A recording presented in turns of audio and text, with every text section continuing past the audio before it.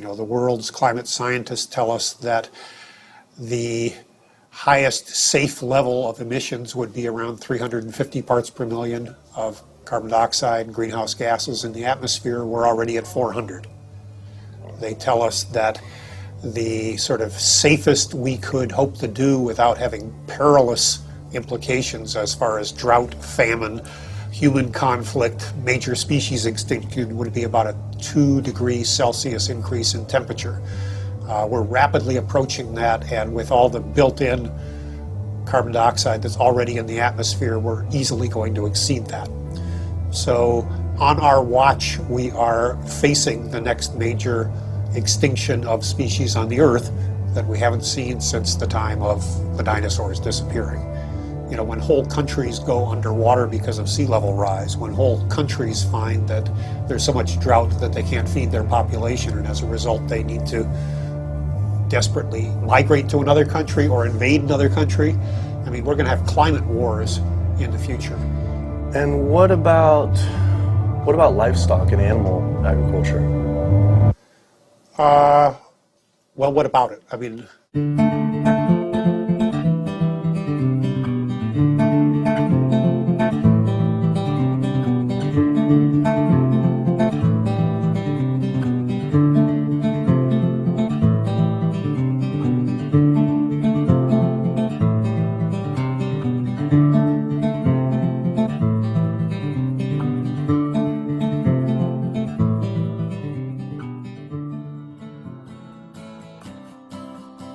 My name's Kip. This is me. I had a cliche U.S. American childhood. My mom was a teacher, my dad was in the military, and I have one sister. I played all the sports growing up, but I always loved the outdoors and camping. Life was simple, not a care in the world. And then this guy showed up. Like so many of us, I saw his film An Inconvenient Truth about the impacts of global warming, and it scared the emojis out of me. In Al Gore's film, he describes how our Earth is in peril. Climate change stands to affect all life on this planet. From monster storms, raging wildfires, record droughts, ice caps melting, acidification of the oceans, to entire countries going underwater. That could all be caused by humans' demands on the Earth. With scientists warning unless we take drastic measures to correct our environmental footprint, our time on this planet may be limited to only 50 more years. I wanted to do everything I could to help. I made up my mind right then and there to change how I lived and to do whatever I possibly could to find a way for all of us to live together, in balance with the planet sustainably forever. I started to do all the things Al told us to do. I became an OCE, Obsessive Compulsive Environmentalist. I separated the trash and recycling, I composted, changed all the light bulbs, took short showers, turned the water off when I brushed my teeth, turned off lights when leaving a room, and rode my bike instead of driving everywhere. But as the years went by, it seemed as if things were getting worse. I had to wonder, with all the continuing ecological crisis facing the planet, even if every single one of us adopted these conservation habits, was this really going to be enough to save the world? It just seemed that there was something more to the story. I thought I was doing everything I could to help the planet. But then, with one friend's post, everything changed. The post sent me to a report online published by the United Nations stating that cows produce more greenhouse gases than the entire transportation sector. This means that raising cattle produces more greenhouse gases than all cars, trucks, trains, boats, planes combined, 13% compared to 18% for livestock. This is because cows produce a substantial amount of methane from their digestive process. Methane gas from livestock is 25 to 100 times more destructive than carbon dioxide from vehicles. Here I'd been riding my bike everywhere to help reduce emissions, but it turns out there's more to climate change than just fossil fuels. I started doing more research. The UN, along with other agencies, reported that not only did livestock play a major role in global warming, it is also the leading cause of resource consumption and environmental degradation destroying the planet today. How is it possible I wasn't aware of this? I thought this information would be plastered everywhere in the environmental community. I went to the nation's largest environmental organizations' websites, 350.org, Greenpeace, Sierra Club, Climate Reality, Rainforest Action Network, Amazon Watch, and was shocked to see they had virtually nothing on animal agriculture. What was going on? Why would they not have this information on there? It seemed the main focus for many of these groups was natural gas and oil production, with fracking being the latest hot issue due to water usage and contamination. Hydraulic fracturing for natural gas uses an incredible amount of water. A staggering 100 billion gallons of water is used every year in the United States. But when I compared this with animal agriculture, raising livestock just in the US consumes 34 trillion gallons of water. And it turns out the methane emissions from both industries are nearly equal. Living in California, a state plagued by drought and water shortages, water use is a major concern for many of us. The average Californian uses about 1,500 gallons per person per day. About half of that is related to the consumption of meat and dairy products. So meat and dairy products are incredibly water intensive, in part because the animals are using very water intensive grains. That's what they eat. And so all of the water embedded in the grain and that the animal eats essentially is considered part of the virtual water footprint of that product. I found out that 1/4 pound hamburger requires over 660 gallons of water to produce. Here I've been taking these short showers trying to save water, and to find out just eating one hamburger is the equivalent of showering 2 entire months. So much attention is given to lowering our home water use, yet domestic water use is only 5% of what is consumed in the US versus 55% for animal agriculture. That's because it takes upwards of 2,500 gallons of water to produce 1 pound of beef. I went on the government's Department of Water Resources Save Our Water campaign, where it outlines behavior changes to help conserve our water, like using low-flow shower heads, efficient toilets, water-saving appliances, and fix leaky faucets and sprinkler heads, but nothing about animal agriculture. When I added up all the government's recommendations, I was saving 47 gallons a day. But still, that's not even close to the 660 gallons of water for just one burger. I wanted to see if I could somehow talk with the government about this. Just calling to see if we could schedule an interview. Yeah, that would be good. What does your schedule look like this afternoon or tomorrow afternoon? Tomorrow afternoon could be good. For the urban environment, there are a lot of things that can be done. Indoor, using low-flow shower heads, low-flow faucets, efficient toilets, efficient water using appliances. All those are really good areas that can help quite a lot. But the biggest water savings is from outdoors. We have to be mindful of the way we use water. We have to use it as efficiently as possible. We have to protect its quality, and we have to be good stewards of the environment that depend on water. And checking the sprinklers. A lot of time we get a lot of leaks and broken sprinklers and things like that that wastes water. And those are the areas that there's a lot of room for conservation. It kept on coming up. A lot was of animal agriculture.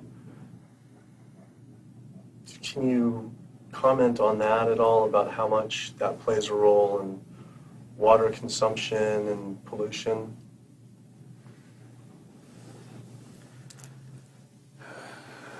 That's, that's not my area. There's one study that found that 1 pound of beef, 2,500 gallons of water. Yeah. Yeah. Eggs is 477 gallons of water, and cheese almost 900 gallons. I mean, I guess it's one simple, why isn't it on Save Our Water? Just, it's kind of like if you went to someone's house and my neighbor has a faucet, dripping, and then you see this giant hose turn full blast until 660 gallons of water are shooting out into the street, flooding the entire street. I think I would say, hey, turn that off, please. It seems like it's a huge thing that we could be doing by far more than anything else. Just like, if that is really the case. I think that the water footprint of animal husbandry is greater than other activities. There's no ifs, and, or buts about it. That would be really powerful, just rather than waiting till we're in a drought. What do you think about just starting now, and whoever's in charge of the Save Our Water, hey, let's start encouraging people to eat less meat now, because these studies are coming out. I don't think that'll happen. Why? I don't think that'll happen. Why? Because of the way government is set up here. That's interesting, though. Why though?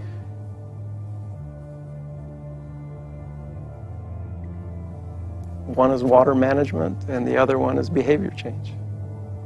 Behavior of taking showers and not watering your lawn and doing all that, that's behavior. Yeah. Wow. Clearly the government did not want to talk about this issue. Their inability to answer, along with the environmental organization's silence on the topic of animal agriculture, made it seem something more was going on. I started doing more investigating on the impacts of livestock and found out this situation was actually worse than I had thought. In 2009, 2 advisors from the World Bank released an analysis on human-induced greenhouse gases, finding that animal agriculture was responsible not for 18%, as the UN stated, but was actually 51% of all greenhouse gases. 51%. Yet all we hear about is burning fossil fuels. This devastating figure is due to clear-cutting rainforests for grazing, respiration, and all the waste animals produced. This makes animal agriculture the #1 contributor to human-caused climate change. But not only that, I found out raising animals for food consumes 1/3 of all the planet's fresh water, occupies up to 45% of the Earth's land, is responsible for up to 91% of Amazon destruction, is a leading cause of species extinction, ocean dead zones, and habitat destruction. Yet, the world's largest environmental groups that are supposed to be saving our world didn't mention this anywhere. I had to speak with environmental organizations to find out why they weren't addressing this issue. I sent off dozens of emails, made call after call, spent hours on hold. Days became weeks and weeks became months, and for some reason, no one wanted to talk to me about this. So bizarre. I supported these organizations for so long and now was met with silence. I was, however, able to connect with a handful of environmental authors and advocates that were willing to address this issue. I took my old trusty van, Super Blue, out of retirement and hit the road. So my calculations are that without using any gas or oil or fuel ever again from this day forward, that we would still exceed our maximum carbon equivalent greenhouse gas emissions, the 565 gigatons, by the year 2030, without the electricity sector even, or energy sector even factored in the equation, all simply by raising and eating livestock. If you reduce the amount of methane emissions, the level in the atmosphere goes down fairly quickly, and within decades, as opposed to CO2. If you reduce the emissions to the atmosphere, you don't really see a signal in the atmosphere for 100 years or so. The single largest contributor to every known environmental ill known to humankind: deforestation, land use, water scarcity, the destabilization of communities, world hunger. The list doesn't stop. It's an environmental disaster that's being ignored by the very people who should be championing. Free-living animals made up, 10,000 years ago, made up 99% of the biomass. And human beings, we only made up 1% of the biomass. Today, only 10,000 years later, which is really just a fraction of time, we human beings and the animals that we own as property make up 98% of the biomass. And wild, free-living animals make up only 2%. We've basically completely stolen the world, the earth, from free-living animals to use for ourselves and our cows and pigs and chickens and factory farmed fish. And the oceans have been even more devastated. Concerned researchers of the loss of species agree that the primary cause of loss of species on our Earth that we're witnessing is due to overgrazing and habitat loss from livestock production on land and by overfishing, which I call fishing, in our oceans. And we're in the middle of the largest mass extinction of species in 65 million years. The rainforest is being cut down at the rate of an acre per second. And the driving force behind all of this is animal agriculture, cutting down the forest to graze animals and to grow soybeans, genetically engineered soybeans to feed to the cows and pigs and chickens and factory farmed fish. 91% of the loss of rainforest in the Amazon area thus far to date, 91% that's been destroyed, is due to raising livestock. The leading cause of environmental destruction is animal agriculture. I just couldn't understand why the world's largest environmental organizations were not addressing this when their entire mission is to help protect the environment. But that's the thing too, is they say, use less coal, ride your bike. What about, eat less meat? Yeah. I think they focus grouped it and it's a political loser. In terms of, because they're membership organizations, a lot of them. They're looking to maximize the number of people making contributions, and if they get identified as being anti-meat or challenging people on their everyday habits, that's something that's so dear to people that it will hurt with their fundraising. They do not want to address the primary driving cause of environmental devastation, which is animal agriculture, because they're businesses and they want to make sure that they have a reliable source of funding.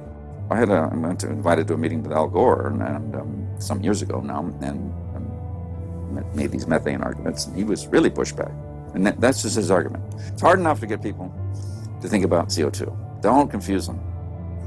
I think that the problem with a lot of organizations that are focused and have a laser focus don't go off message because they don't want to piss off another whole group of people that will make their lives difficult. If you listen to the majority of the major environmental organizations, they're not telling you to do much besides live your life the way you've been living it, but change a light bulb from time to time, drive less, use less plastic, recycle more. It's better for their fundraising and better for their profile to create a victim and perpetrator sort of plot line.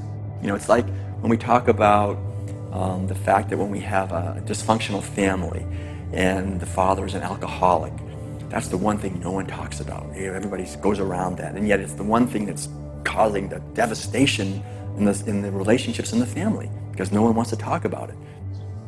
How could these organizations not know? I mean, the issue is right in front of them. It's unmistakable at this point. And just like these organizations, they're falling over themselves to show the general public that climate change is human-caused. And in doing so, they completely fail to see what's right in front of them, that animal agriculture, raising and killing animals for food, is really what's killing the planet. That was it. No more emails, no more phone calls. I had enough. I realized if I wanted answers, I would have to go to these organizations' headquarters in person. Hi, how's it going? We're doing a full-length feature documentary, and it's on sustainability, animal agriculture plays a role, and we're seeing if we could talk to David Barr. Yeah. Okay. Did you have an appointment with him? We've been trying for it's almost 2 months, and we haven't even had one receptive email or anything. So seeing if we could just set something up. Let me just get They sent out their PR person instead. She refused to be filmed and told us to turn off the camera, but promised someone from their rainforest, ocean, and climate change departments would all speak with us, finally.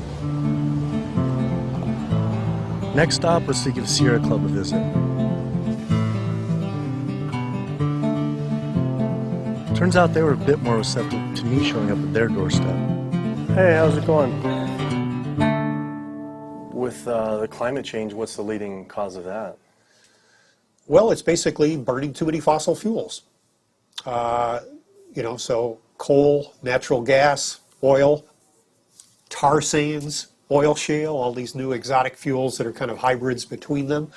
But that's basically what is loading up the atmosphere. So we have this greenhouse effect where the heat is getting trapped and the temperatures are soaring at a rate that has never existed in the history of the Earth.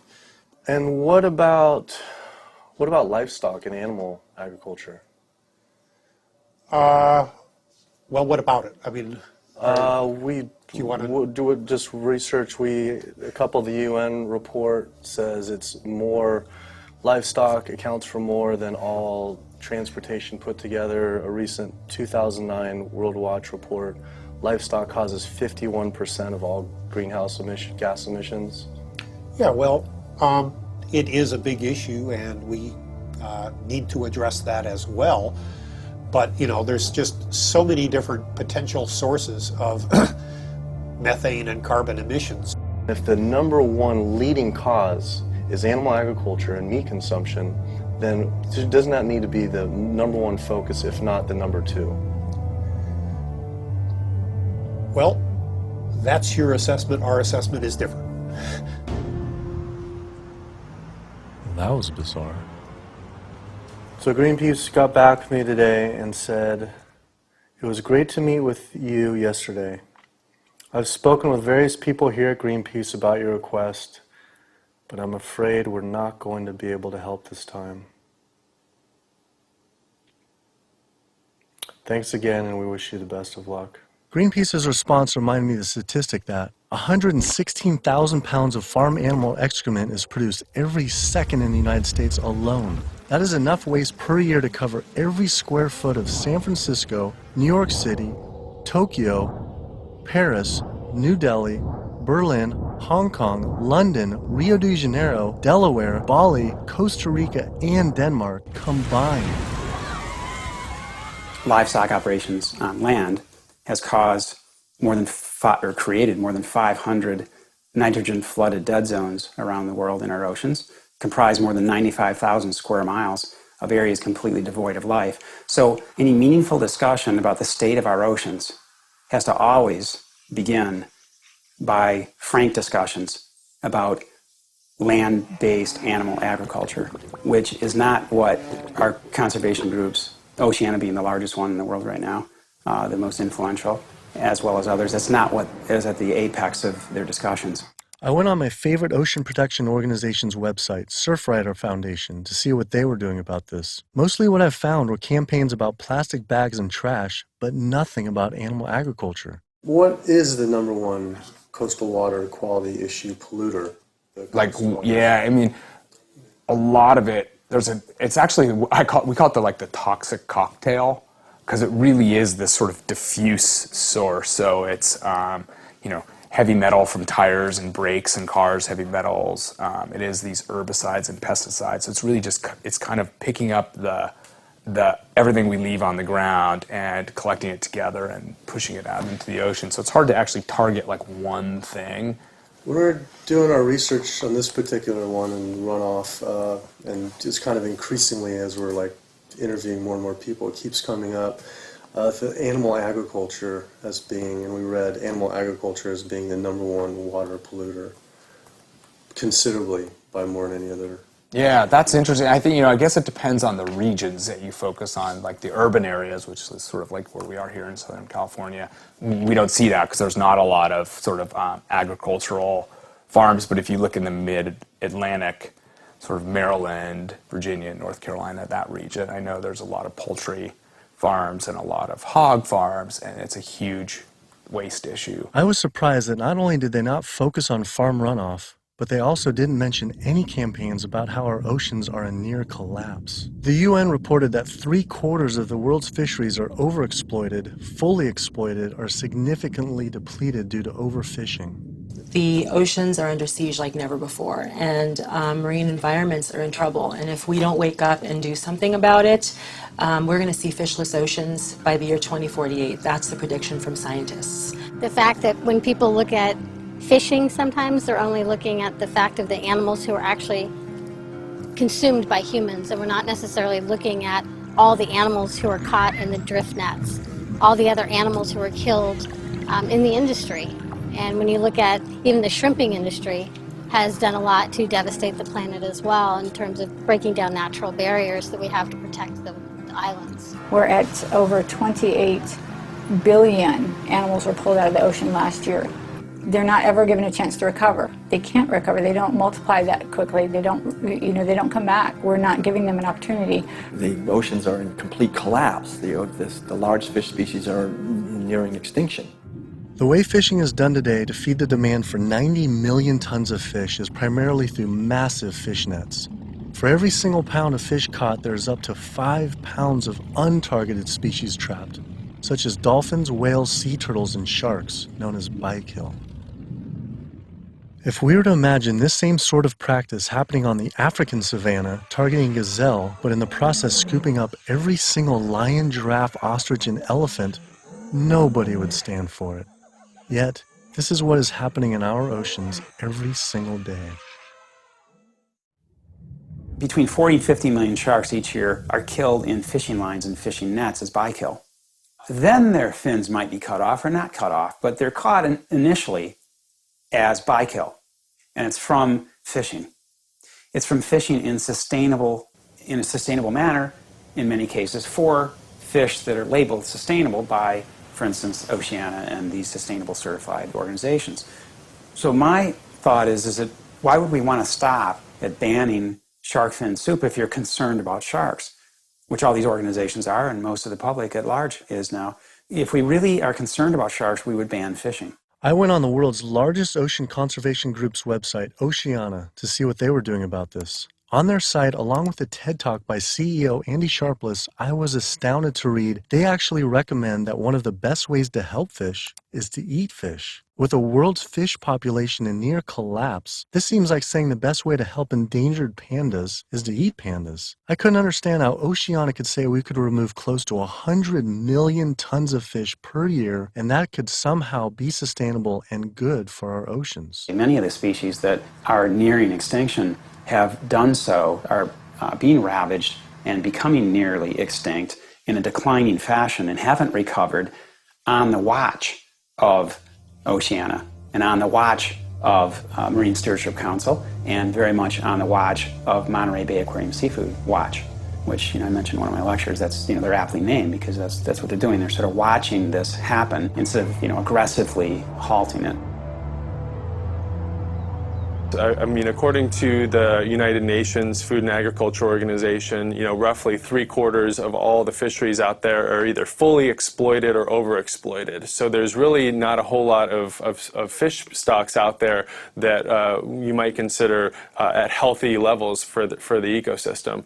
Watching Andy's TED Talk gave about feeding the world. In 1988, fish catch, as you mentioned, peaked at 85 million tons. How is it possible that we can sustainably catch 100 million tons by 2050, regardless if it's in a farm or if it's in the ocean? If for every pound of fish you're taking out, you're essentially taking out 5 pounds of wild fish, no matter whether it's a pond or it's in the ocean. How can that be sustainable?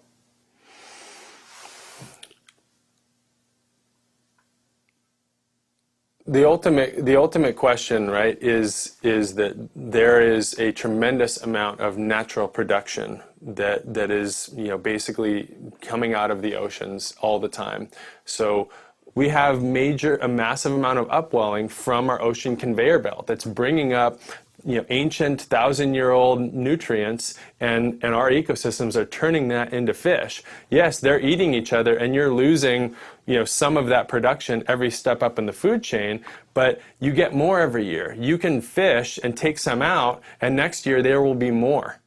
And if we do that right without ultimately hitting the fundamental driver, it's sort of like living off the interest, right? As long as you don't bring your principal down, right, if you're investing in something, as long as you're not hitting into that principal and your principal remains high, you could potentially live off the interest forever. And that's the basic idea with fish. With our population right now, what we're doing is if it's 75% depleted, the fishery is now depleted. And it's a good analogy with money. We're not living off our interest. We're in extreme debt. And if our population who's trying to live as a family on the same amount of money, and it's increasing 35% to 9 billion people, right. Isn't it just, hey, we got to stop spending money? Yeah. We need to stop eating fish. Well, if you could bring the principle back. Fishing of any type is depleting not only the species, but you get into this serial depletion where one fish species will be minimized and the fishing industry for that fishery will move on to the next species. And it's called serial depletion, aptly named. And in the process, so the fish are being lost, not only the species is being lost, but the next in line is being lost, and then the mechanism is still extremely destructive. So they're losing the fish species, but it needs to be kept in mind they're also destroying habitat. I think they came up with this term, sustainable fishing, to make ourselves feel good about eating fish and continuing to take fish out of the oceans, when in fact really it's Sea Shepherd's position that there is no such thing as sustainable fishing. Seafood is not a protein source for a sustainable protein source for the feeding of the planet, of the people on the planet. It's just not. People don't want to hear it because that makes them feel like they have to take action. They have to stop doing something, and a lot of people don't want to. And people don't want to. They don't want to put it out there because it's uncomfortable. They don't want to propose to tell people what to do. But we're at a point where we all have to be cognizant, and we have to realize, and we have to take an action. Our founder, Captain Watson, likes to say, "If the oceans die, we die." That's not a tagline. That's the truth. Perhaps the only other ecosystem that is being destroyed at such a rapid rate are the world's rainforests. Our global rainforests are essentially the planet's lungs. They breathe in CO2 and exhale oxygen. An acre of rainforest is cleared every second, and the leading cause is to graze animals and grow their feed crops. That is essentially an entire football field cleared every single second. And it is estimated that every day, close to 100 plant, animal, and insect species are lost due to rainforest destruction.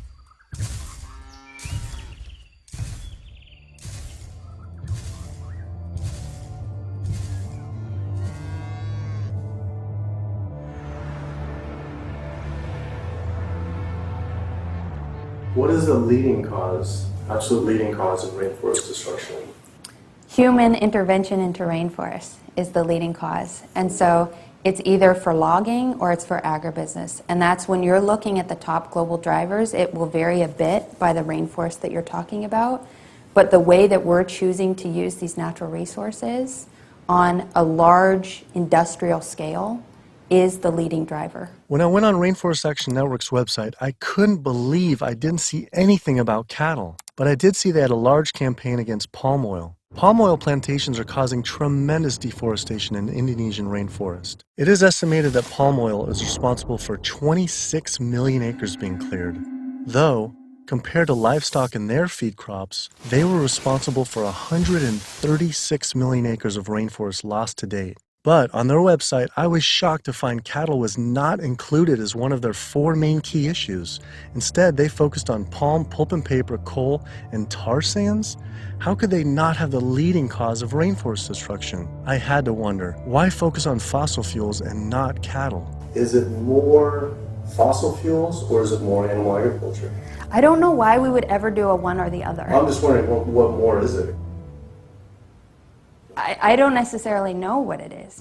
Could the executive director of one of the world's largest rainforest protection groups honestly not know what was going on? Or even worse, were they hiding it on purpose? And if so, why? I immediately went to Amazon Watch to see if they would say what the leading cause of rainforest destruction truly is. The most biologically and culturally diverse place on the planet is under massive attack right now. The Amazon rainforest itself could be gone in the matter of the next 10 years. What is the leading cause of rainforest destruction? The leading cause of rainforest destruction, I would say, well, just to put it into the context of what Amazon Watch works on, there's many drivers of deforestation, as we call them. Many different reasons and ways that rainforests are destroyed. The ones that cause the most damage and are the most widespread are mega projects, such as oil and gas pipelines, such as mining projects, such as mega dam projects. We're not talking about... I felt like I was going in circles with all these groups, as if I were stuck in some strange Cowspiracy twilight zone where no one could talk about cows. I couldn't believe these organizations just wouldn't say what the leading cause of rainforest destruction truly is. I had to ask one more time. It's hard to say what is the leading cause of deforestation of the Amazon because they're all destructive: oil and gas, mining, dams, agriculture. But in terms of land use, in terms of the amount of land that is destroyed by when we talk about, in comparison, all those different causes of deforestation, what is causing the most trees to fall, for example, I think it would definitely be agriculture. Unfortunately, one of the biggest causes of deforestation definitely in the Brazilian Amazon is agribusiness, cattle grazing, and soy production in particular. This is really what's going on. Why do you think that's like no Greenpeace or no one's really saying the whole story? The whole story about one of the main cause of deforestation. And I think you brought up some really good points about why isn't anybody doing anything about this? And I think in Brazil in particular, I think when we look at what happened after the forest code was passed, and people who were standing up against the lobbyists and the interests, the special interests, the cattle industry, the agribusiness industry, what was happening to them? A lot of people who were speaking out got killed. And if you look at, say Carlos, you look at Claudio, there's people who are putting themselves out there and saying, cattle ranching, is destroying the Amazon. A lot of those people who are really putting themselves out there, and look at Dorothy Stang, the nun who lived out in Pará, who was killed. A lot of people will speak up. A lot of people just keep their mouths shut because they don't want to be the next one with the bullet to their head. Sister Dorothy Stang was a U.S.-born nun living in the heart of the Brazilian rainforest. Her life's work was to protect the Amazon. She spoke out openly against the destruction of rainforests from cattle ranching for years. Walking home one night, she was brutally gunned down at point-blank range by a hired gun from the cattle industry.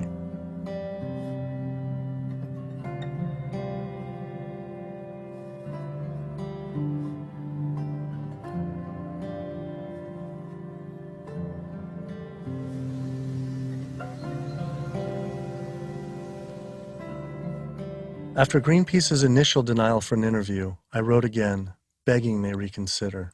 Greenpeace got back again and said again, I'm afraid we've explored the options here in terms of helping you and are not going to be able to be involved this time. You mentioned you were also speaking to Oceana. I'm sure they'll be able to give you some great quotes about ocean-related issues. Thanks again for thinking of us. Unbelievable. With Greenpeace unwilling to be interviewed, I had to find a different avenue for answers. There's something really fishy going on over there. Fortunately, I found a former Greenpeace board of director who now speaks openly about the industry. Environmental organizations, like other organizations, are not telling you the truth about what the world needs from us as a species. It's so frustrating when the information is right before their eyes. It's documented in peer-reviewed papers and journals. It's there for everybody to see, but the environmental organizations are refusing to act. Nowhere do you find in their policies, and nowhere do you find in the Greenpeace mission that diet is important, that animal agriculture is the problem. They are refusing, like other environmental organizations, to look at the issue. The environmental community is failing us, and they're failing ecosystems. And it's so frustrating to see them do this. NRDC, the Earth's best defense. All right, so here they actually do have a few things on animal agriculture. The leading cause of environmental degradation is too much pollution and too many engines churning too fast in too many places around the globe. Lately, in 2009, a World Watch report that livestock causes 51% of greenhouse gas emissions, and transportation is around 13, and then the low end, the UN was around 18 to 30, which is more than all transportation, all put together. Internationally or nationally? Yeah, I think energy production and transportation are still major sources. So I think, I guess I'm not going to comment on that because I'm not familiar with those numbers. So it's, don't quote me on this, but that's cow farts. That's what, I think what that is. I think that's cow farts.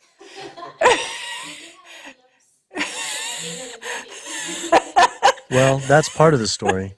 Methane production from cows and other livestock's flatulence is a major contributor, but mostly it is due to deforestation and the waste they produce, which is 130 times more waste than the entire human population, virtually all without the benefit of any waste treatment. NRDC absolutely, as I said, has a big food program. In fact, we just, every year we do the Growing Green Awards, and we recognize food innovators. And this last year, one of the awardees was a sustainable pork producer, actually, that doesn't use any antibiotics, and also the antibiotic use that industrial food production in the United States uses right now. Is, we're giving the majority of antibiotics in the United States are administered to healthy livestock. I wanted to visit one of these sustainable farms. I found the Market Guard grass-fed beef farm on the lush, misty California coast.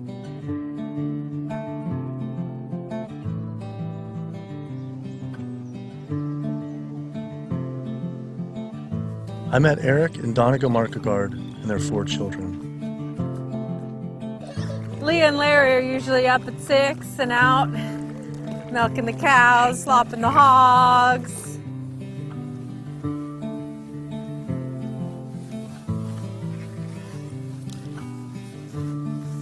Altogether, we graze about 4,500 acres. And this is our home ranch, and this is 952 acres of that. On average, it's about 1 cow or cow and a calf per every 10 acres. We would produce annually roughly 80,000 pounds of finished plate-ready meat.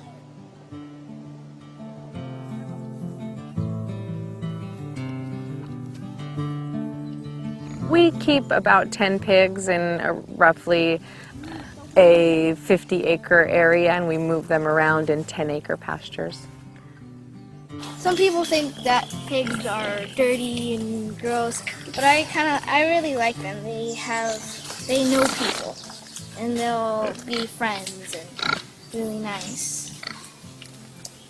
And they could be like your best friend, or could be like your sister. See? They know you when you get to know them. I mean, I shouldn't be bonding, but you have to have nice pigs. Why shouldn't you bond with them? Well, because they're going to turn into bacon. Oh. But these pigs are about 7 months old now. So these bigger ones are getting ready to be killed. Those 2 smaller ones there, they could grow up a few more months. I love animals, and that's why I'm in the meat business. It's what more of society needs to see, is that packaged piece of meat is a living animal, living and breathing creature that, yeah, it's hard. It's hard. But like what Donegal said earlier, we do it because we love them. With the land use, there's anywhere between, with industrial, as low as 2 to 2.5 acres per cow, all the way up to some, depending, it's not as lush as this, up to 35 acres. Yeah, we have a ranch in South Dakota that's 50 acres. 50 acres per? Yeah, it's about 50 acres, yeah. And why is that? Same thing, it was just farmed and robbed of all the nitrogen, the land also was abused, seasonal, and right? it's also seasonal. Is it possible, and is it practical for the whole world to, say, have grass-fed cattle? And like, say, Brazil, where 80%, supposedly 80% of the rainforest was destroyed for cattle. What are your thoughts on that? They shouldn't be eating beef.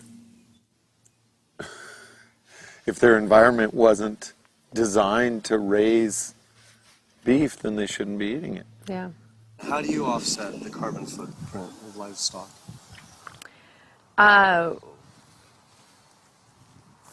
We don't feel like livestock have a carbon footprint. I left there feeling confused. And as far as grass-fed beef not having a carbon footprint, it actually sounded like it could make sense until I added up the numbers on land use and population. If we were to use the market guard model of raising animals, which requires 4,500 acres producing 80,000 pounds of meat, the average American eats 209 pounds of meat per year. If that was all grass-fed beef, only 382 people could be fed on their land. That equates to 11.7 acres per person times 314 million Americans, which equals 3.7 billion acres of grazing land. Unfortunately, there are only 1.9 billion acres in the U.S.'s lower 48 states. Currently, nearly half of all United States land is already dedicated to animal agriculture. If we were to switch over to grass-fed beef, it would require clearing every square inch of the United States, up into Canada, all of Central America, and well into South America. And this is just to feed the United States' demand on meat. But that figure doesn't even take into consideration that much of that land isn't suited to graze livestock. We would have to convert all mountain ranges to grassland, clear ancient forests and national parks to grazing, and demolish every city just to make room to graze cows. Just like Brazil, the United States isn't suited to meet the demands for meat. It takes 23 months for a grass-fed animal to grow to the point, to the size and age that it's slaughtered, whereas a grain-fed takes 15 months. So that's an additional 8 months of water use, land use, feed, waste, and in terms of a carbon footprint, it's a huge difference. Turns out, due to land use, grass-fed beef is more unsustainable than even factory farming. I had to come to terms with the fact there was no way to sustainably raise enough animals to feed the world's current demand on meat, and had my doubts on dairy as well. But I did want to talk with a premier organic dairy company to see if they believe their product was sustainable for the world's population. It requires a lot of inputs to produce milk. The feed, the water, the land, it does. And it may not be practical to expect that there can be enough dairy production produced in a sustainable way to feed the entire world. I just don't think that that's necessarily a given. I think it's maybe too much to expect that the world can be fed with dairy in a sustainable way. I don't know the answer, but common sense would say that's a long shot. I was shocked to hear such an honest answer. If this is what the dairy's CEO would say, I wonder what the farmer would claim. Based on their marketing, it seemed their farms were an oasis for cows.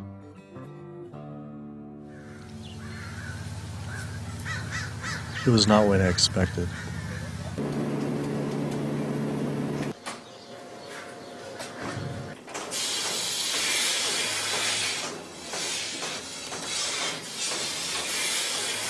Typically, a cow will eat 140 to 150 pounds of feed a day. 40 to 50 pounds of feed every day. And then she's also going to drink between 30 and 40 gallons of water. Probably go through about 20 tons per week. 20 tons of grain per week. Primarily for our milking cows, so about 250 cows. Yeah, so the biggest part of sustainability to me, the number one thing on the list should be profitability. So how the process completely works from start to finish is the cow needs to have a baby in order to give milk. And so she'll have her baby. That baby's going to stay with the mother for at least 2 days. The babies will go off to our calf raising facility, so they have an individual hutch that they'll be raised in. Since we're a dairy, it's only the girl cows that give us milk. So the boys on typical dairies, they're sold off to beef raising facilities. But we do keep approximately half, and we raise them for 2 years and sell them as organic grass-fed beef. So all dairy cows eventually go to the beef industry? Mm-hmm. At some point in time, she's really going to drop off, and so you have to make a business decision at that point. Are you going to keep investing in her, to give milk, or are you going to sell her off again to another dairy or into the beef industry?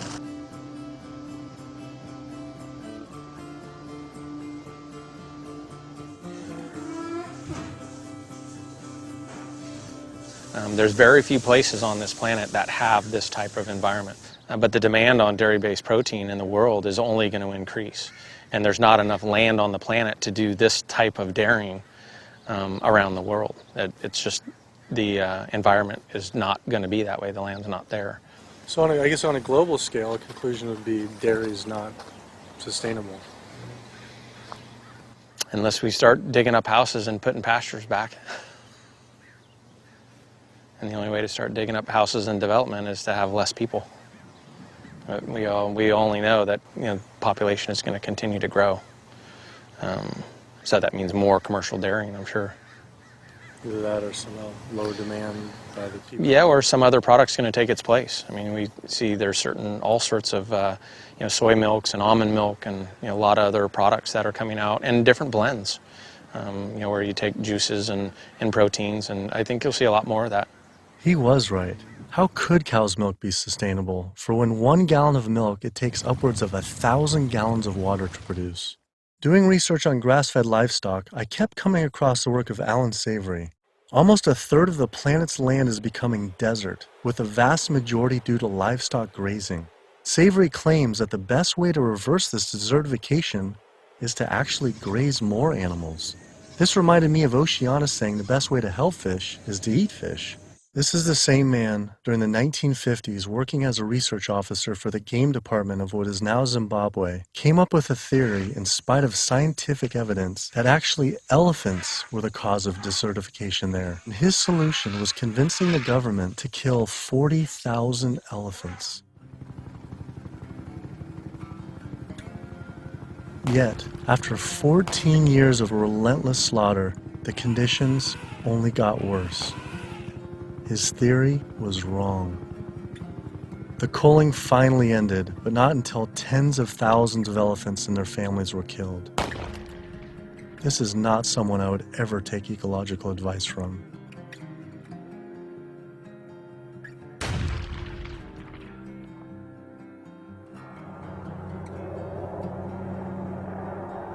It turns out the cattle industry is having the same effect on wildlife in the United States.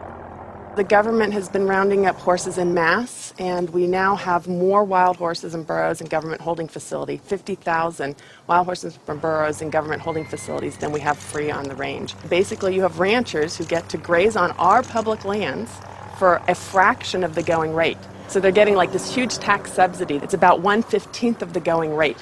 And what the Bureau of Land Management has to do is say how much forage and water is on the land, and then they divvy it up. They give so much to the cows, so much to wildlife, and so much to the wild horses and burros. And what we see is the lion's share of the forage and water is going to the livestock industry. And then they scapegoat the horses and burros and say, oh, there are too many horses and burros, let's remove them. I always tell people that wild horses and burros are just one of the victims of the management of our public lands for livestock, because we also see the predator killing going on. We know wolves are now being targeted by ranchers to get rid of wolves. USDA has aircraft, and all they do is aerial gunning of predators. So all a rancher does is call up and say, I've got a coyote here. They'll come over and they'll shoot the coyote, or they'll shoot the mountain lion, or they'll shoot the bobcat. And this is all for ranching. In Washington State, after cattle were found to be attacked on public lands where they were grazing under permit, Washington State decided to kill the entire wedge pack of wolves. And those wolves were not introduced. They had in-migrated from Canada, but they're no longer there.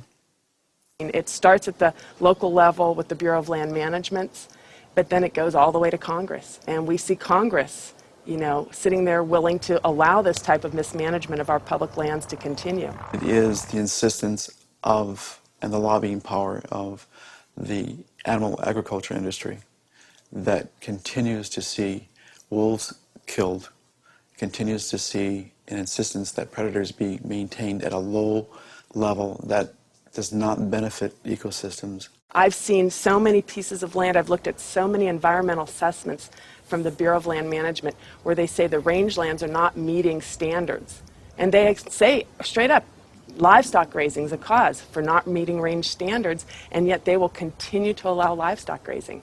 They're at the very core of making sure that cougars are treed by hounds and that wolf packs are run down and that hunting seasons are opened up year-round and that traps are set so that they can suffer. If anyone cares about wild horses and wildlife and public lands and the environment, you can't ignore the livestock, the impact, the negative impact that livestock grazing is having on our public lands in the West. I've added up the costs of animal food production that the producers don't actually bear themselves. These are the hidden costs or the externalized costs that they impose on society. And those are in categories like healthcare, environmental damage, subsidies, damage to fisheries, and even cruelty. If you take those externalized costs, which are about $414 billion, if the meat and dairy industries were required to internalize those costs, if they had to bear those costs themselves, the costs of the retail prices of meat and dairy would skyrocket. So a $5 carton of eggs would go to $13. A $4 Big Mac would go to $11. The problem with these externalized costs being imposed on society is that whether you eat meat or not, whether you're an omnivore or an herbivore, you are paying part of the costs of somebody else's consumption. So that when somebody goes into a McDonald's and buys a Big Mac for $4, there's another $7 of costs that's imposed on society. I'm paying that.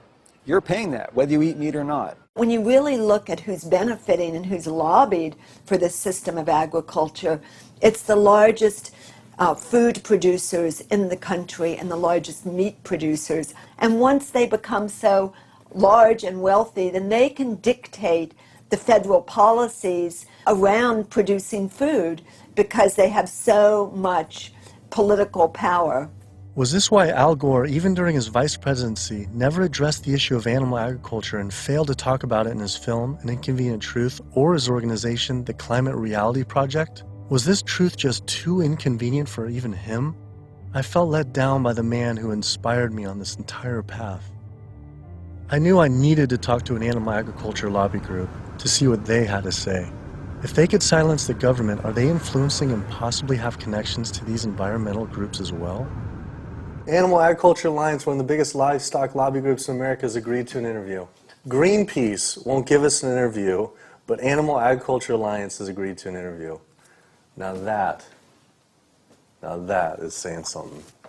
People hear the word GMOs and that's a really scary term, and again, I think agriculture has kind of struggled to explain what that means, but in reality, what we've done is to use technology to make advancements in how we raise crops and how we raise animals. We're not going to feed the world, going back to how it was 100 years ago where all the animals were, pasture fed. We didn't just move animals inside and just implement these large vertically integrated systems because of sustainability. It certainly reduces the environmental impact while improving animal well-being and food safety. So they're saying that animals like it just as much being inside, say the chickens and the cows like being just as much inside as pasture grass-fed? In a lot of cases, it's been a significant improvement in their well-being, just in terms of the amount of care they can get, individualized care. Does the meat and dairy industry ever support or donate to environmental nonprofits? I don't know that I would want to comment on that. Yeah, I don't. I don't know. I don't know that we would know what they donate to or don't donate to. Does meat and dairy industry ever support or donate to, say, Greenpeace? Again, I don't know that I would feel comfortable. Hey, sorry we didn't get back to you earlier. I have some bad news. Unfortunately, we are no longer able to fund your film project. We had a meeting, and due to the growing controversial subject matter, we have some concerns and have to pull out. Why was this subject so controversial? The first person I could think to speak with was Howard Lyman, who had been sued by cattlemen for simply speaking the truth about animal agriculture on the Oprah Winfrey Show. I was born on the largest dairy farm in the state of Montana in 1938. Grew up my entire life on a livestock farm, went to Montana State University, got a degree in agriculture, came back and started a mega agriculture endeavor where I had 10,000 acres of crop, 7,000 head of cattle, and about 30 employees. So I spent 45 years of my life in animal agriculture, and so I've been there, done that. When I was on the Oprah show, we had the food disparagement law. Now, the food disparagement law, in my opinion, was unconstitutional, but what it basically said, that it was against the law to say something you knew to be false about a perishable commodity. I didn't say anything on the Oprah show I thought to be false. I went there and told the truth. Now, it took 5 years and hundreds of thousands of dollars to end up extricating myself from the suits from the cattle industry. But if I was to go on the Oprah show today, say exactly the same thing today that I said back then, I would be guilty. And for me, when they were talking about the food disparagement law, it was the fact of whether I told the truth or not. You can go today and tell the truth, and you will be guilty, because if you cause a disruption in the profits of the animal industry, you're guilty under the Patriot Act. Do you think there should be any concern of us making this documentary? Of course. If you don't realize right now that you're putting your neck on the chopping block, you know, you better take that camera and throw it away. The animal agriculture industry is one of the most powerful industries on the planet. I think most people in this country are aware of the influence of money and industry on politics, and we really see that clearly on display with this industry in particular. Most people would be shocked to learn that animal rights and environmental activists are the #1 domestic terrorism threat, according to the FBI. And why is that? It's a difficult question to answer, why these groups are at the top of the FBI's priorities. I think a big part of it is that they, more than really any other social movements today, are directly threatening corporate profits. You know, when we try to find out how factory farms and how animal agriculture is polluting the environment, they try to claim exemptions to that information, either under national security terms or public safety, trademark issues, business. It's a business secret. We've seen all these attempts to keep people in the dark about what they're actually doing. You know, one of the largest industries on the planet with the biggest environmental impact, trying to keep us in the dark about how it's operating. Through the Freedom of Information Act, we obtained documents from the Counterterrorism Unit that show they are monitoring my lectures, media interviews like this one, my website, my book. Are we at risk filming this and showing it? You're going up against people that have massive legal resources. I mean, it's just overwhelming, the amount of money at their disposal, and you have nothing. And I think that fear is a big part of the tactic as well. Will was right. I was scared. When I learned about the activists being killed in Brazil, I was disturbed, but I felt removed. But to learn about American activists and journalists being targeted by the industry and FBI, my funding being dropped, I was genuinely worried and it hit close to home. Was this why no one was willing to talk about the issue? I decided to take precautionary measures with all the footage I shot.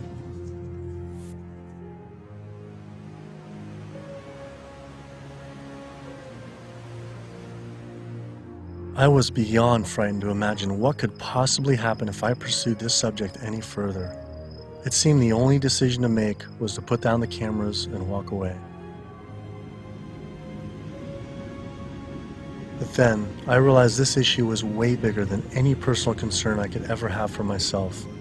This was about all life on Earth hanging in the balance of our actions. Now you either live for something or die for nothing. And I actually had no choice all along. I decided then to surrender not to fear from the secret, but rather to a cause towards truth. I couldn't be like these environmental organizations and sit silently while the planet was being eaten alive right in front of our eyes.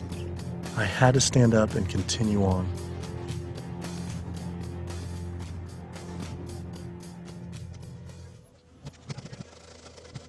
Some people would say the problem isn't really animal agriculture, but actually human overpopulation. In 1812, there were 1 billion people on the planet. In 1912, there were 1.5 billion. Then, just 100 years later, our population exploded to 7 billion humans. This number is rightly given a great deal of attention, but an even more important figure when determining world population is the world's 70 billion farm animals humans raise. The human population drinks 5.2 billion gallons of water every day and eats 21 billion pounds of food. But just the world's 1.5 billion cows alone drink 45 billion gallons of water every day and eat 135 billion pounds of food. This isn't so much a human population issue, it's a human eating animals population issue. Environmental organizations not addressing this is like health organizations trying to stop lung cancer without addressing cigarette smoking. But instead of secondhand smoking, it's secondhand eating, which affects the entire planet. We're growing enough food right now in the world to feed between 12 and 15 billion people. We only have 7 billion people. We have roughly 1 billion people starving every single day. Worldwide, 50% of the grain and legumes that we're growing, we're feeding to animals.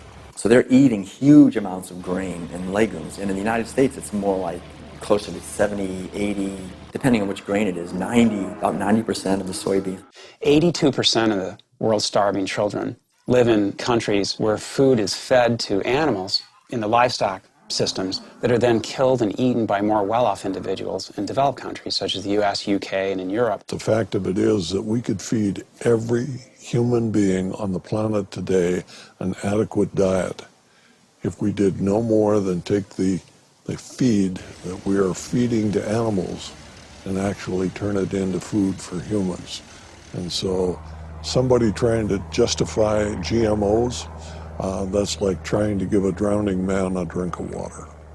You can produce, on average, 15 times more protein from plant-based sources than from meat on any given area of land, whether it's using the same type of land, whether it's a very fertile area in one area of the world or it's an area that's depleted. If we would reduce the amount of meat we're eating and dairy and eggs, we could allow all these monocropped fields of genetically engineered corn and soybeans to revert back to forest again, to be habitat for animals.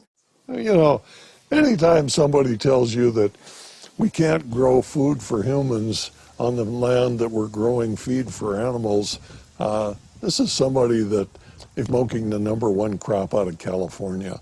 The fact of it is, if you can grow corn to stuff down the throat of an animal, you can actually grow corn and feed it to a human. You encourage people to eat less meat and for the tremendous resources required and the toll on the environment. And on the animal. And on the animals. And the workers in the system. And it's a brutal system at every level. As the world population continues to grow to almost 9 billion people, do you foresee someday that we might just completely have to stop eating meat altogether?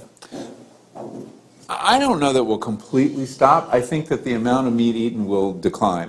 There's no way to support 9 ounces per person per day, which is what Americans are eating now. If the Chinese alone decide they want to eat that much, and they've decided they want to eat that much, we just can't. We don't have enough world to produce the grain to generate that much meat.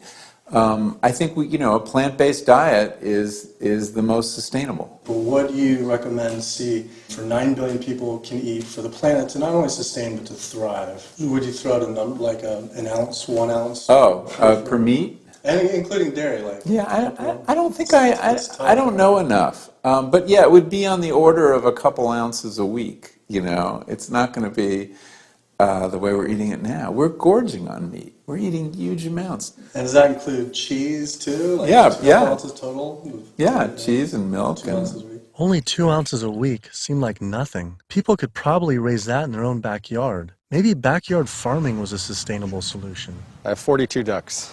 I started off with 3 ducks 3 years ago, and then those burdened into a population. I buy a 75-pound bag of seed, and that seed bag will last me right now about 2 weeks. The ducks now that we're going to be culling are about 2 years old. When you're living with them, they get used to you. They're not intimidated or whatever, and so they make all their vocal sounds like natural. Go down. Easy, easy, easy, easy. Okay. Now we're going to keep you. Run. These two go first. Being smart-wise, compared to a chicken, they're probably the same.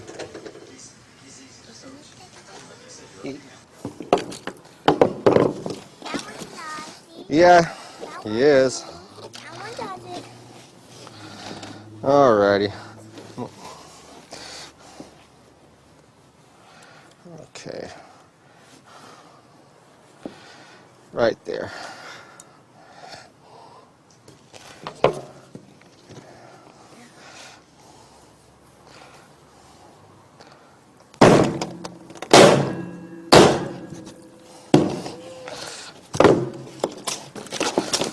That's going to be a little gruesome. Hmm? How could that still be alive? They're not. That's nerves, a nerve reaction. 5 years old or something like that, I think it was, the first time my dad came out and made us watch as we did rabbits. And we'd raise probably a couple dozen rabbits each year. And then we would take those rabbits and skin them and clean them up and keep them for food. As a young kid, I was kind of, I don't want to say it was hard, but it was kind of, from my memory, because some of the rabbits I had named, so it was kind of like going, but after doing it a couple of times, you kind of just learn it's just something that has to be done.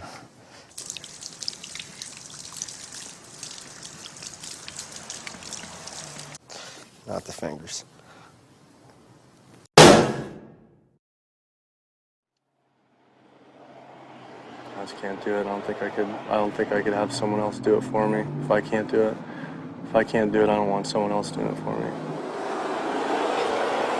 And then sustainability, for sustainability, 75 pounds is 2 pounds per, so it's a pound per week per duck. 52 weeks, 110, so it's 110 pounds of food for 1 to 1.5 pound of meat.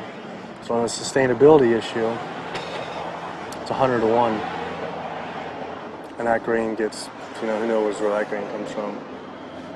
But I mean, when it gets to this point, it's not even about sustainability. It was just, I don't feel real good inside. It's the first time I've ever seen that. So, kind of, yeah. I'd been so caught up in the destruction caused by animal agriculture, I realized I'd never truly dwelled on the obvious reality that every one of these animals was killed. It was always a disconnected, abstract fact of eating meat, but when it became personal, face to face, the story changed. I had already scheduled weeks in advance to film another backyard slaughter of a chicken that stopped producing eggs. I didn't know how I was going to possibly go through another slaughter. So I didn't.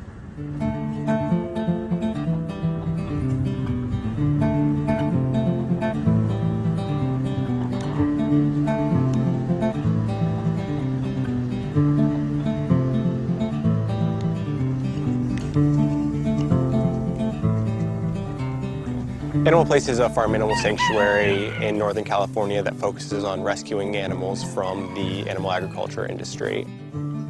A lot of people don't realize that meat breed chickens, like this guy behind us, they're generally slaughtered at about 42 days old, whereas chickens that are bred for egg production are killed when their productivity starts to decrease, when they start laying less eggs. And that generally happens about 18 months to 20 months. It doesn't matter if you buy caged eggs from hens on cage-free farms or free-range farms or pasture-based farms. Hi, Carol. It doesn't matter. It turns out there's a successful movement of sustainable animal alternative food producers based right here in California, funded by big names like Bill Gates and Biz Stone. When you imagine all those egg-laying hens eating all that soy and all that corn, you have an energy conversion ratio at about 38 to 1. Whereas alternatively, you can find plants And you can grow those plants and you can convert those plants into food. And the energy conversion ratio for the plants that we're using to replace the eggs is about 2-to-1 compared to 38-to-1 for eggs. So our explicit goal is to have the maximum amount of impact by creating this new model that makes the global egg industry entirely obsolete. We're making the Omega products and proving that we can make better tasting food that's great for you, and it takes 1/20th of the land and resources that dairy do. If I could tell you that you could have the fiber structure of meat, the satiating bite of meat, the protein, and all the nutritional benefits of meat without actually having animal protein itself. And by doing that, you could address climate change. You could address the human health epidemics that we're seeing. You could address animal welfare, and you could address natural resource conservation. Would you make the change? But what if people just ate less animal products, like going meatless on Mondays? When you go meatless on Monday, if you ascribe to that campaign, you're essentially contributing to climate change, pollution, depletion of our planet's resources, and your own health, then on only 6 days of the week instead of 7. You're creating a false justification, clearly a false sense of justification for what you're doing on those other 6 days of the week. So in other words, we really shouldn't be resting on our laurels of what you do right only 1/7 of the time. You can't be an environmentalist and eat animal products, period. Kid yourself if you want. If you want to feed your addiction, so be it. But don't call yourself an environmentalist. I knew I had to stop eating all animal products. I wanted to help the planet be sustainable, but I needed to sustain myself. I had doubts about being healthy and not eating meat, dairy, and eggs. All I knew was a standard American diet I grew up on. Is it even possible to be a healthy vegetarian or vegan? Is it possible to be a healthy vegetarian or vegan? I became vegan for, 32 years ago now, and I run several miles every day. I go biking 40, 50 miles through the countryside. I work long hours. I feel great. It's nice waking up in a light, trim body every day. And so many of my vegan friends and patients, are just, they're thriving since their transition to a vegan diet. So yes, and I've seen vegan moms go through healthy vegan pregnancies and deliver healthy vegan children and raise them into tall, full-size, intelligent vegan adults. And yes, certainly all the nutrients are there in the plant kingdom to do this. That is correct. Think anyone should be consuming dairy? I really don't. When you think about it, the purpose of cow's milk, I did most of my growing up on a dairy farm in Wisconsin. The purpose of cow's milk is to turn a 65-pound calf into a 400-pound cow as rapidly as possible. Cow's milk is baby calf growth fluid. That's what the stuff is.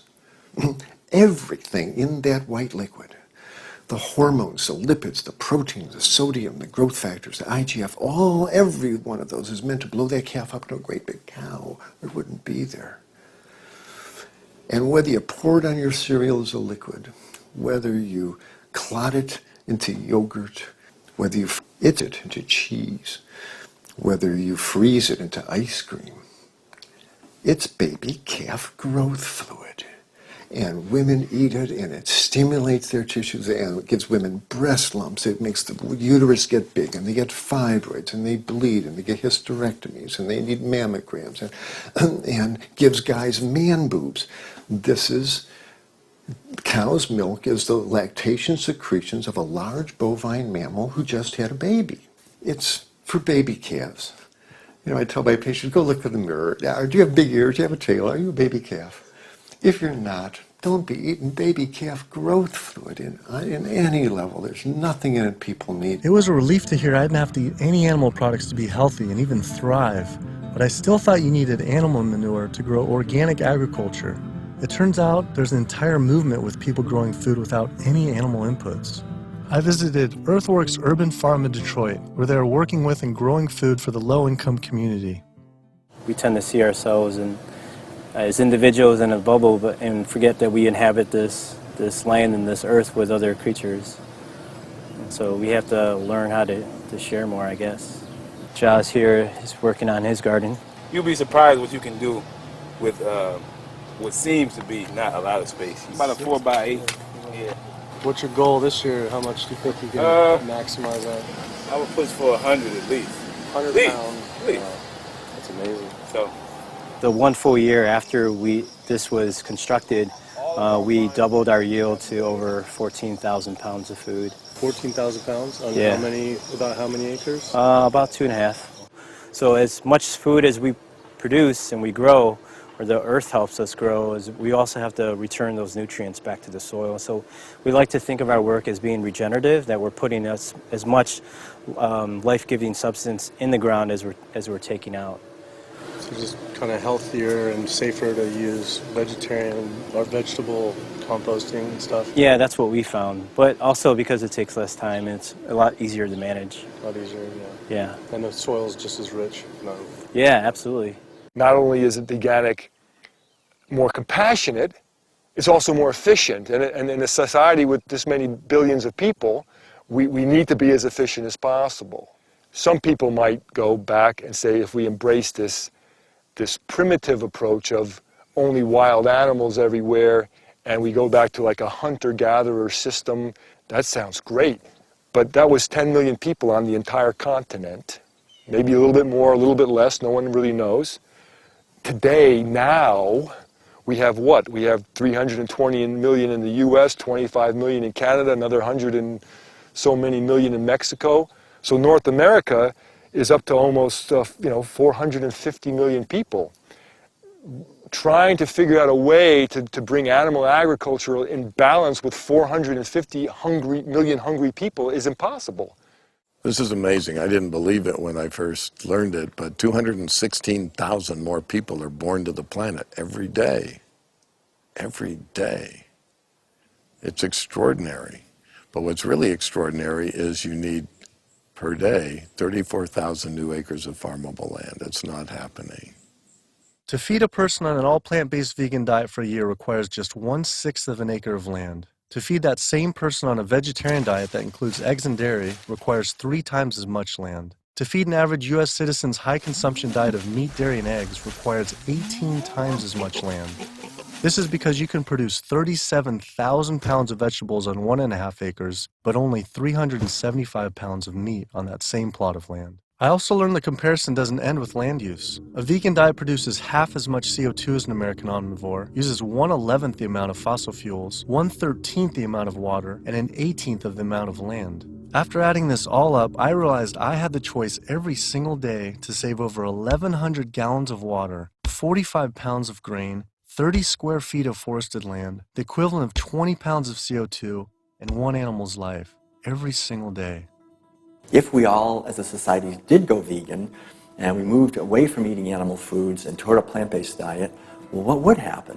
If we didn't kill all these cows and eat them, then we wouldn't have to breed all these cows, because we're breeding cows and chickens and pigs and fishes. We're breeding them over and over again, relentlessly. So if we didn't breed them, then we wouldn't have to feed them. If we didn't have to feed them, then we wouldn't have to devote all this land to growing grains and legumes and so forth to feed to them. And so then the forest could come back. Wildlife could come back. The oceans would come back. The rivers would run clean again. The air would come back.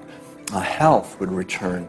Renewable energy infrastructure, such as building solar and wind generators all over our country to reduce climate change, I mean, that's a pretty good idea, but it's projected to take at least 20 years.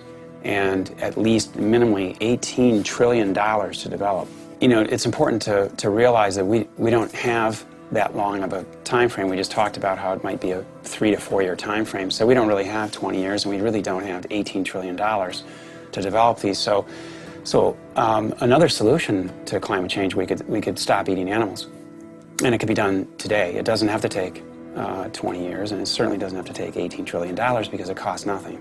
Some people say, well, let's fix CO2 and then we can worry about the methane. Well, it's the other way around. It actually makes sense. Do something about methane because you get a response right away. Quietly and unmistakably, the most powerful thing that someone can do for the environment. No other lifestyle choice has a farther-reaching and more profoundly positive impact on the planet and all life on Earth than choosing to stop consuming animals and live a vegan lifestyle. Do you realize 75% of Americans consider themselves to be environmentalists? You don't think we couldn't solve this problem in a heartbeat?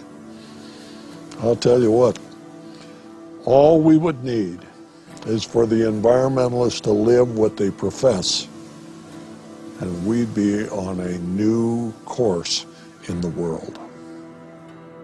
We will not succeed until we stop animal agriculture. And by succeed, I mean we will not save ecosystems to the extent necessary. We will not have enough food for people around the planet. We will not stop global warming. We will not stop pollution and the dead zones that run off all the fields of corn and soy that are grown to feed livestock. And we will not stop the hunting of wolves and other predators. Now, organic farming is one major positive step in the right direction, but we need to keep walking. We need to get beyond organics. We need to get to sustainability. When you take the animal out, well, you also take the greenhouse gas issue out, and you take the food safety issues out, and you take some of the other externalities related to food scarcity out.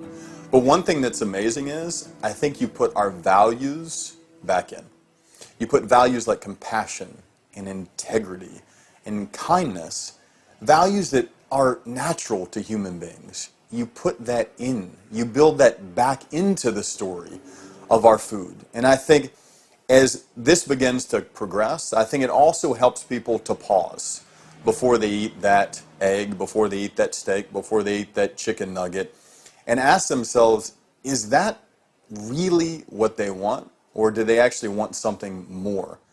I had to come to the full conclusion the only way to sustainably and ethically live on this planet with 7 billion other people is to live an entirely plant-based vegan diet. I decided instead of eating others to eat for others. At first, like these environmental groups, I was afraid of what it'd mean to change, but now I embrace it. All this talk about sustainability sounded like our planet was on some sort of life support, and I don't want her to simply survive or to sustain, but to thrive. Life today is not about sustainability, it's about thrivability. She's given so much to us for so long, it was time to give back. 108% of everything we have. It felt good. It was in alignment.